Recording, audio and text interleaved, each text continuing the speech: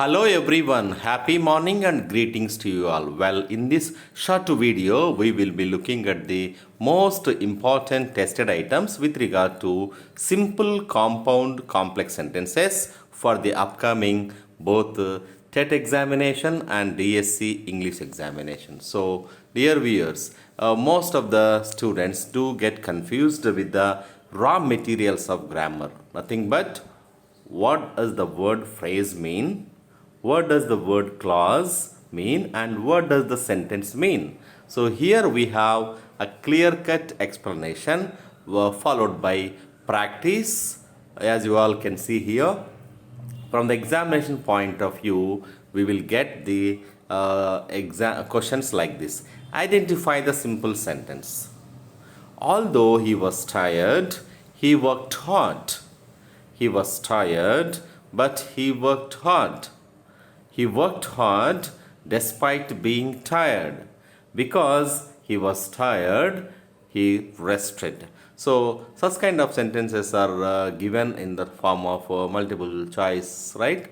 And multiple choice options. Now, you need to identify the simple sentence. So, answers are provided, but we need to find the logic behind the confirmation of choice and easier understanding of the identification of simple complex compound sentences and what are the different tricks and techniques that are to be followed while attempting these special grammatical item in our examination. So now let us look at the concept first. So conceptual clarity is very important.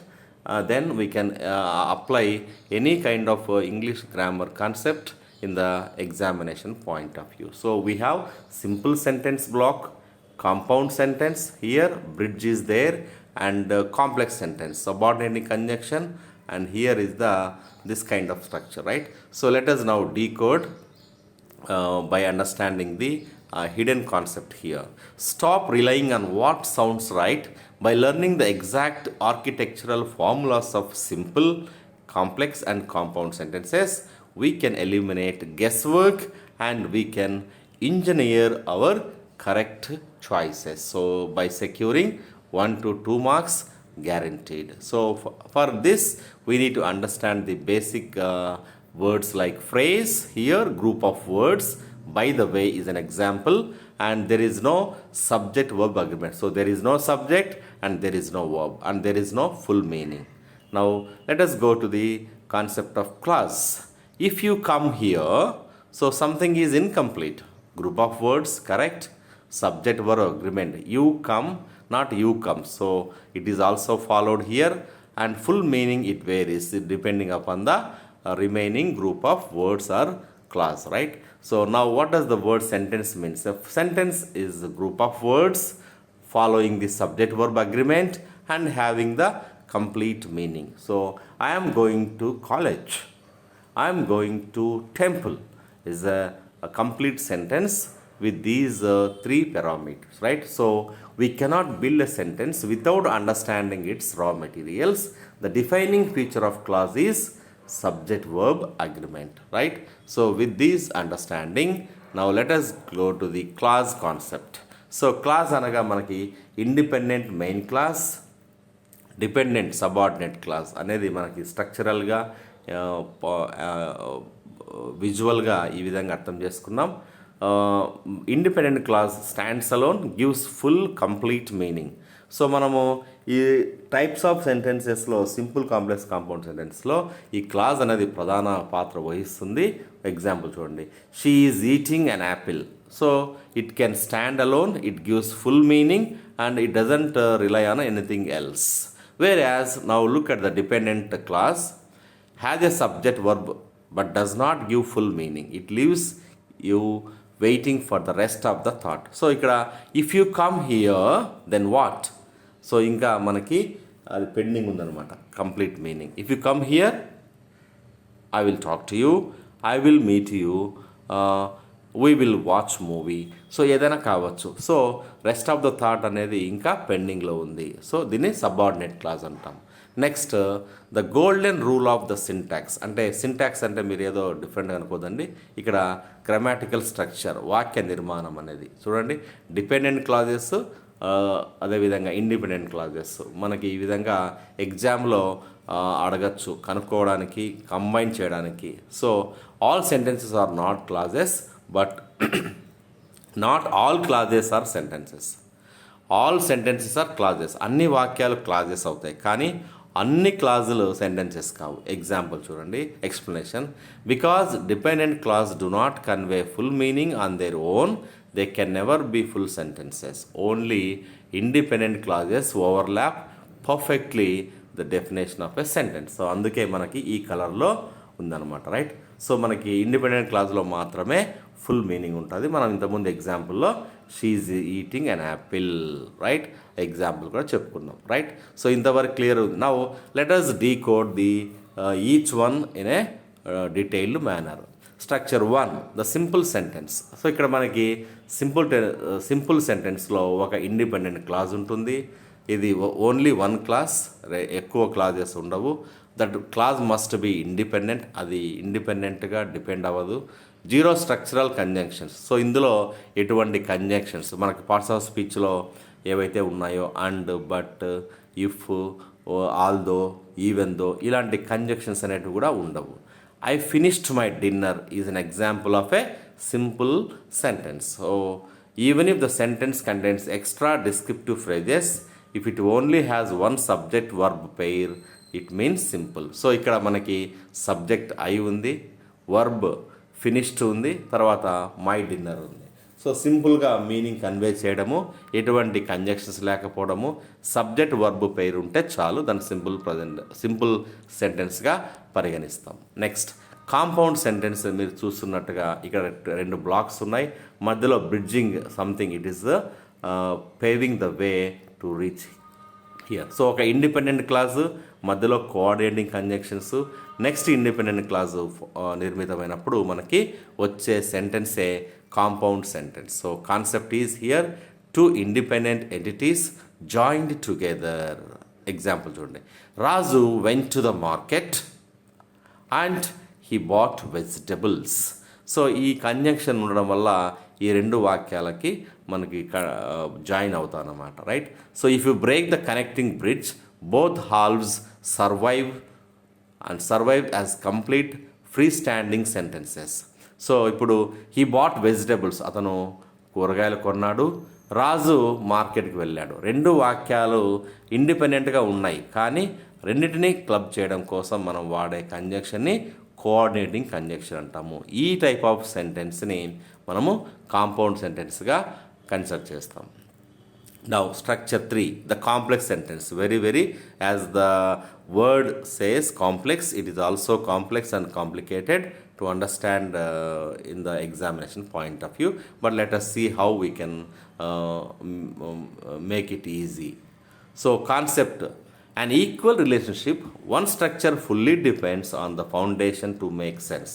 The scaffolding binds them together vertically. So ఇక్కడ చూడండి, వర్టికల్గా scaffold support అనేది ఇక్కడ మనకు కనిపిస్తూ ఉంది. So ఒక independent class, మధ్యలో subordinating conjunction, ఒక డిపెండెంట్ క్లాసు మనం కలిపితే వచ్చేదే కాంప్లెక్స్ సెంటెన్స్. సో ఇక్కడ మనం ఒకసారి చూద్దాం. If you work hard is dependent clause, దేనిపైన? You will succeed. లేదా యూ విల్ సక్సీడ్ దేనిపైన ఆధారపడింది? If you work hard, right. So you will succeed అనేది కంప్లీట్గా మనకి మీనింగ్ వచ్చే కంప్లీట్ సెన్స్లో ఉంది. But if you work hard, so that comma makes gives us something incomplete, right. So dependent క్లాజ్ని ఇండిపెండెంట్ క్లాజ్ని క్లబ్ చేయక వచ్చేదే కాంప్లెక్స్ సెంటెన్స్. వీటికి మనం వాడే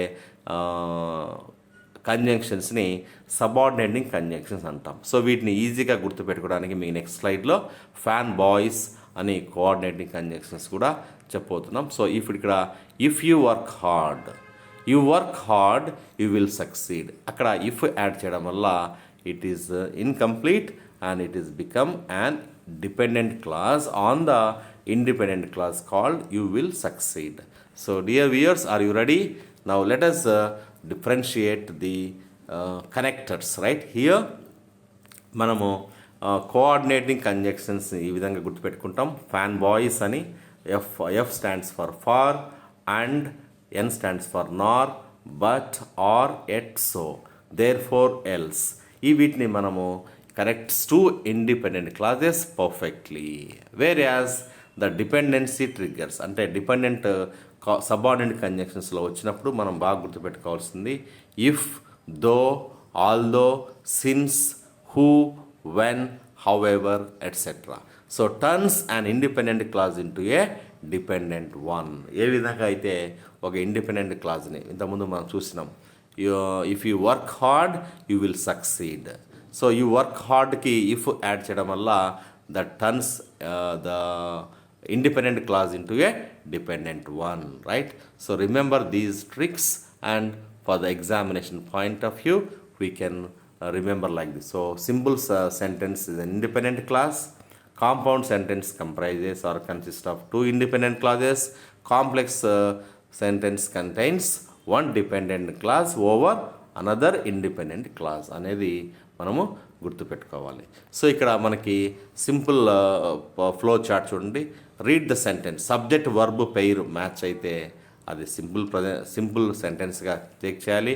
2 more పెయిర్స్ ఉన్నప్పుడు కనెక్టర్ను కంజంక్షన్ బట్టి, ఇప్పుడు ఫ్యాన్ బాయ్స్ అంటే ఈ యొక్క కంజంక్షన్స్ వచ్చినప్పుడు for, and, but, or, yet, so, therefore ఇలాంటివి వచ్చినప్పుడు compound sentence.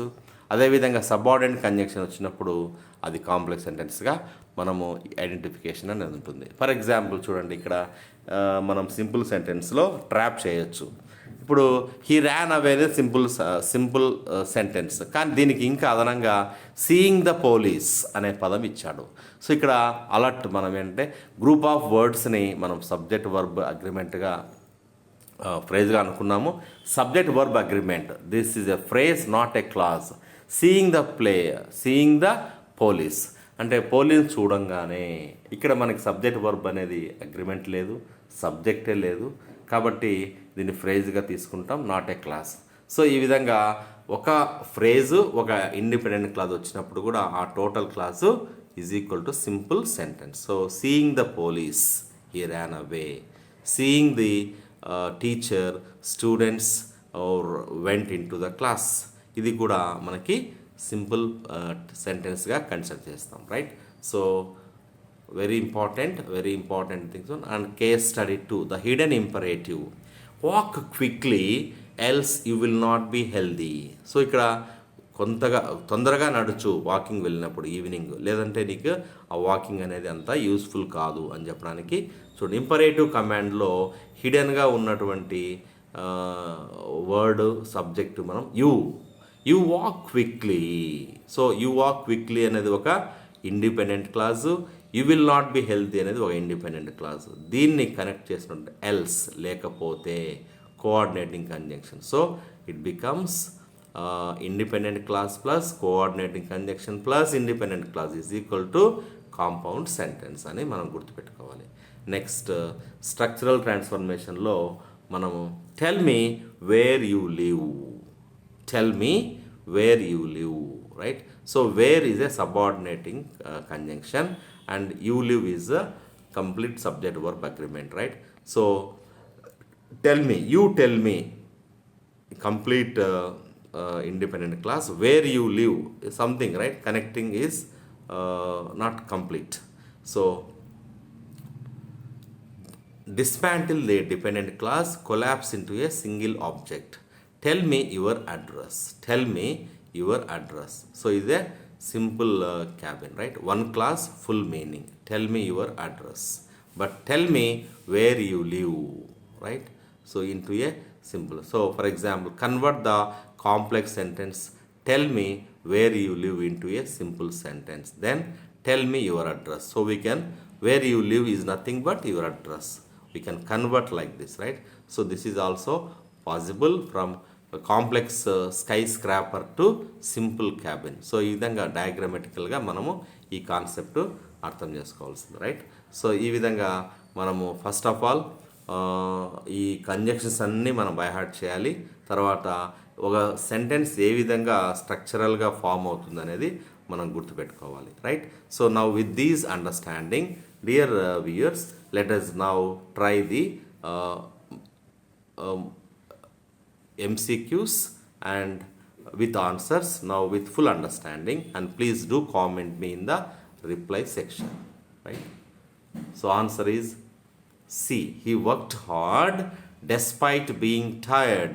He worked hard, subject verb pair match అయింది. సో despite being అనేది ఈ పదాలు గుర్తుపెట్టుకోవాలి. In spite of, despite ఇలాంటివి, సీయింగ్, హ్యావింగ్, వర్క్ డన్ ఇలాంటివి ఎగ్జాంపుల్స్ ఐఎన్జి ఫామ్ వచ్చి చివర్లో కానీ స్టార్టింగ్లో వస్తే సింపుల్ సెంటెన్స్గా ఉంటాం. Identify the compound sentence, right? So ఇక్కడ కాంపౌండ్ అంటే రెండు ఇండిపెండెంట్ క్లాజెస్ ఉండాలి. So answer students entered the class ఒకటి, టీచర్ స్టార్టెడ్ ద లెసన్ ఒకటి. సో ఇక్కడ ఇన్కంప్లీట్గా ఉంది. ఈడ ఎంటరింగ్ ద క్లాస్ అనేది ఫ్రేజ్గా గుర్తుపెట్టుకోవాలి. The students entered the class after the bell ring, ఇది కూడా మనకి not at all suitable for the compound sentence because it doesn't contain two independent meaningful clauses. So identify the complex sentence. She sang because she was happy. So please do follow these simple the sentence, if it rains we will stay at home is a, so ఈ విధంగా కూడా ఇవ్వచ్చు అనమాట. వాడే ఇచ్చి ఇది ఏ యొక్క sentence అనేది. Choose the compound form of being ill, he stayed at home. అతను అనారోగ్యం వల్ల ఇంటి దగ్గర ఉన్నాడు. దీన్ని కాంపౌండ్ ఫామ్లోకి మార్చాలి. So answer he was ill, so he stayed at home. Choose the simple form of because he was honest, he was respected. So being honest, he was respected is the right answer. How many clauses are there in compound sentence? Very easy. Identify the dependent clause in the sentence. When the teacher arrived, అనేది మనకి answer B. Which sentence contains only one finite verb? So one finite verb అంటే ఇక్కడ answer C, right? He came to help. He came to help me. When he came, he left. So రెండు ఉన్నాయి ఇక్కడ. He came to help me. He came is a finite verb. To help me is a non-finite verb. ఆ విధంగా మనము అర్థం చేసుకోవాలి. So dear viewers, wish you all happy learning and keep learning.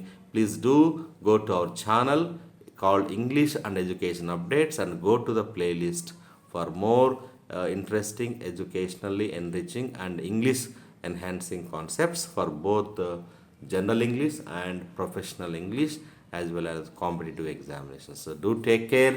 Jai Hind.